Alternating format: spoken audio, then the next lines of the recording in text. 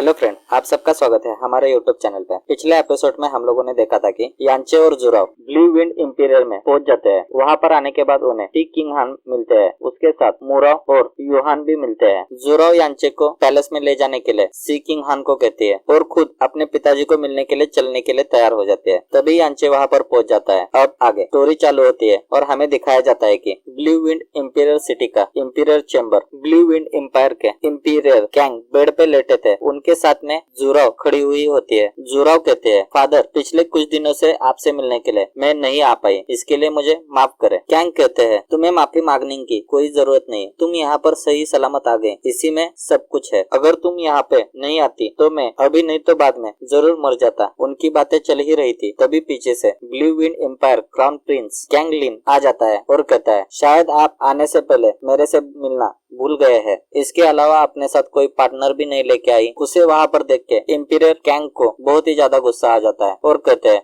तुम यहाँ पे क्यों आए हो? यहाँ पर से बाहर निकल जाओ। उनकी बातें सुन के क्राउन प्रिंस लिन कहता है, शायद मुझे यहाँ आके आपको डिस्टर्ब नहीं करना चाहिए था। मेरे वजह से पिताजी बहुत ही गुस्सा हो गए और मैं नहीं चाहता हूँ कि आप ऐसे ही बीमारी के वजह से मर जाओ। और वह जोर जोर से हंसने लगता है। तभी वह वहाँ पर से बाहर निकल जाता है। उसके जाने के बाद ली इंपीरियर गैंग से कहती है, फादर आप बिल्कुल भी उसके ऊपर ध्यान मत दीजिए। सबसे पहले आप अपनी तबीयत पे ध्यान रखिए। वह उसके लायक नहीं है कि आप उसके ऊपर गुस्सा करें। तभी इंपीरियर जुराव के नजदीक आ जाते हैं और जुराव से कहते हैं, बेटी मुझे माफ कर दो। अगर तुम मेरा बेटा होती तो मैं तुम्हें जरूर क्राउन प्रिंस बना देता, लेकिन यह अभी पॉसिबल नहीं है। मैंने तुम्हें हमेशा दुख ही दिया है। उनकी बातें सुन के जुराव के आंसू निकलते हैं। तभी जुराव टॉपिक चेंज करते हुए कहती है, फादर मैंने पहले से ही किसी को चॉइस किया है जो ब्लू विंड रैंकिंग टूर्नामेंट में हमारा प्रतिनिधित्व कर सकता है। मेरा यह मानना है कि वह निश्चित रूप से आपकी इच्छा पूरी कर सकता है। इसके अलावा वह अपनी खोई हुई इज्जत भी वापस ला सकता है। यह सारी बातें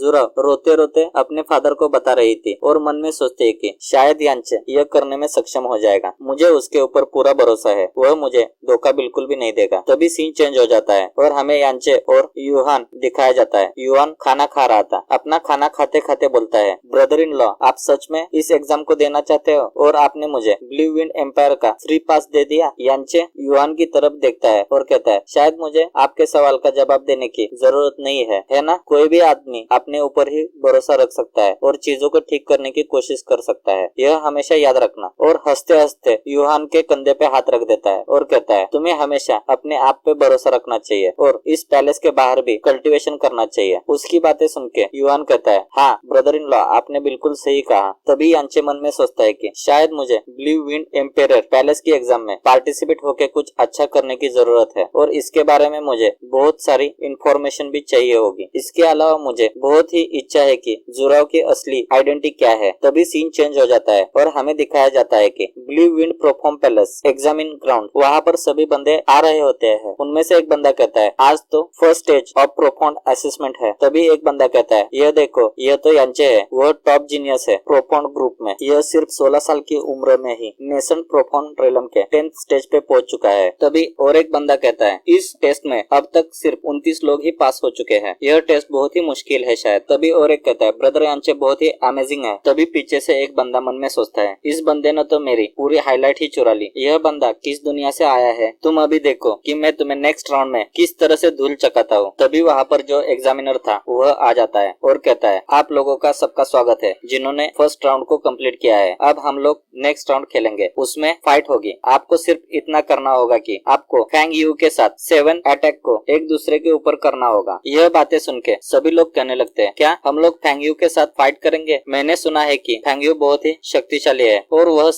third realm of true proforma stage पे पहुंच चुका है। यह बहुत ही अच्छा चांस है। तभी फैंग यू कहता है, तो चलो कौन आएगा ऊपर? यह सिर्फ एक टेस्ट है, इससे आपको लड़ाई के दौरान क्या हो सकता है इसे महसूस करने के लिए भी मिल सकता है और पूरे जोश में आ जाता है। फैंग यू सभी लोगों को इंस्पायर कर रहा होता है इस मैच के लिए। तभी फैंग एक बंदे के तरफ अपनी उंगली करता है और कहता है, चलो तुम ऊपर आ जाओ और मेरे साथ फाइट करो। वह बंदा अपने हाथों को मोड़ते हुए कहता है कि चलो फिर ठीक है, और मन में सोचता है कि यह तो मेरा चचेरा भाई है, इस एग्जाम में मैं जरूर पास हो जाऊंगा। उसको स्टेज पे आते हुए देख के बाकी के बंदे कहने लगते हैं कि यह तो ओयान है, वह भी डेजर्ट सिटी का सबसे स्ट्रॉन्ग बंदा है और इसकी फैमिली बैकग्राउंड भी बहुत ही अच्छी है। यह तो सिर्फ 17 ईयर का है, फिर भी वह 9th लेवल ऑफ नेशन प्रोफॉर्म रेलम में पहुंच चुका है। यह भी एक जीनियस है। यह लोग इसके बारे में बात ही कर रहे थे, तभी आओयान फैंग की तरफ बढ़ने लगता है अपना अटैक लेके और फैंग से कहता है, ब्रदर मुझे कोई एडवाइस देना। इसके बाद उसे आते हुए देख के फैंग पूरी तरह से चौंक जाता है। तभी आओयांग अपना गुस्सा उसके छाती में मार देता है। उसके अटैक के फोर्स के वजह से फैंग कहता है, बहुत ही इम्प्रेसिव है तुम्हारा अटैक। तभी आओयान फिर से अपने पंच में पावर इकट्ठा करके अटैक करने लगता है। उसके अटैक की पावर पहले से भी बहुत ही ज्यादा हो जाती है। उसके वजह से पूरी जमीन भी शटर हो जाती है। तभी फैंग कहता है, बहुत ही अच्छा, तुमने पहले से भी बहुत ही अच्छा काम किया। इंस्ट्रक्टर क्यू इसके पंच में लगभग 10,000 से भी ज्यादा पावर थी। यह बात सुन के इंस्ट्रक्टर क्यू कहते हैं, यह बहुत ही अच्छा नहीं है, सिर्फ ठीक ठाक ही है। तभी आओयान कहता है, ब्रदर फैंग क्या मैं पास हो गया? शायद आपने मुझे बहुत ही अच्छे पॉइंट दिए हैं।